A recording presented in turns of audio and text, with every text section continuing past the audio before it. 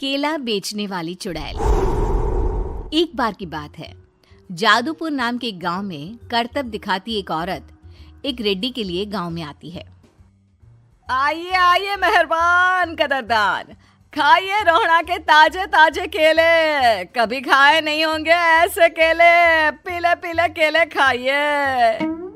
ये कहकर रोहड़ा हाथों में 4 केले लिए उन्हें सर्कल में जोर जोर से हवा में उछालती हुई करतब दिखाती है, जिसे देखकर आसपास के सारे बच्चे अपने अपने मम्मी पापा से उस औरत के पास जाने की जिद करने लग जाते हैं।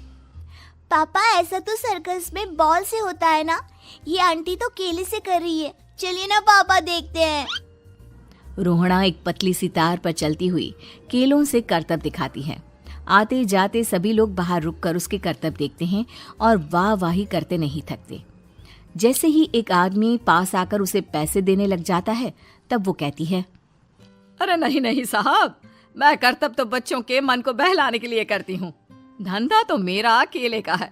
पीछे देखो मेरी रिड्डी, जो भी मेरे केले खाएगा मेरी तरह चुस्त दुरुस्त और तंदुरुस्त हो जाएगा। पता चलता है क्या कि मेरी उम्र 55 की है। अरे पर ऐसे ठंड के मौसम में कोई केला क्यों खाएगा? ये ऐसे वैसे केले नहीं है साहब, ये शरीर में गर्मी देते हैं। ठंड को दूर भगाए जो भी रोहिणा के केले खाए। पापा, अगर मुझे केले नहीं मिले तो मैं घर नहीं जाऊंगी। तभी उसके पापा कहते हैं कि बेटा, केले ठंड में कभी गर्मी नहीं देते। ये सब कहने की बातें हैं, सामान बेचने का तरीका है इनका। पर पिंकी नहीं मानती। मैं केले खाऊंगी।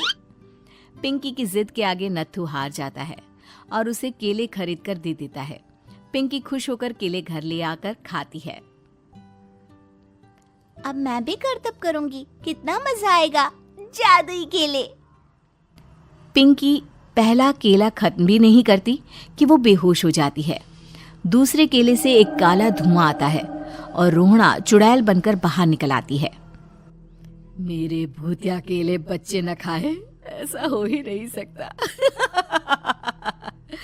जादूपुर वालों, कब तक बचोगे? आ गई हूं मैं रोहड़ा, जिसका कोई नहीं कर सकता सामना। रोहड़ा पिंकी को गोद में उठाकर काले धुएं में कहीं गायब हो जाती है।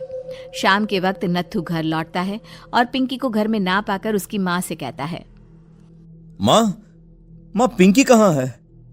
अरे बेटा, उसे तो तू सुबह करतब दिखाने ले गया था ना, फिर कहाँ वापस आए तुम दोनों?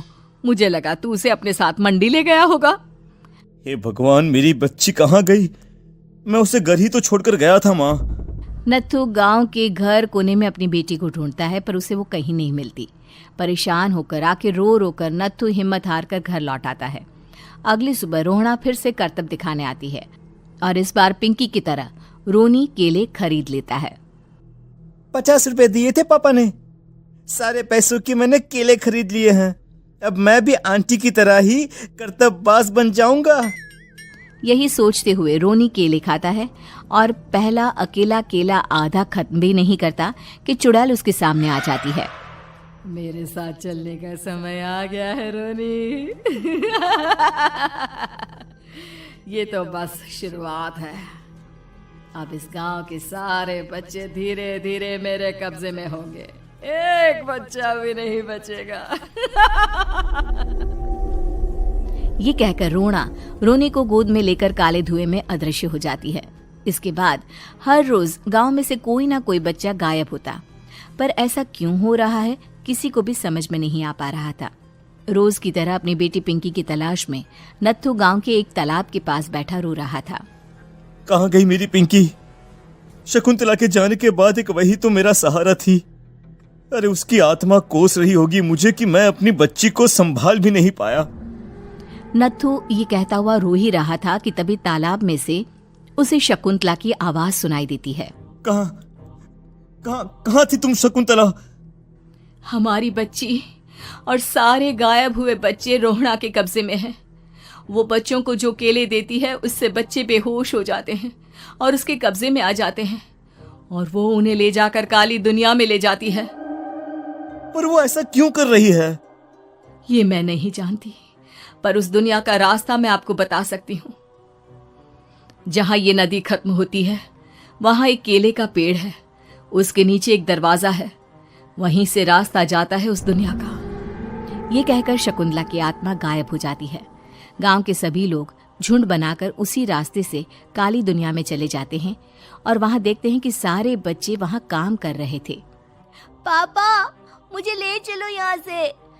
पापा पापा। सभी बच्चे अपने मम्मी पापा से लिपट जाते हैं। तो तुम लोग यहाँ तक आ गए? क्यों हमारे बच्चों को पकड़ लिया तूने?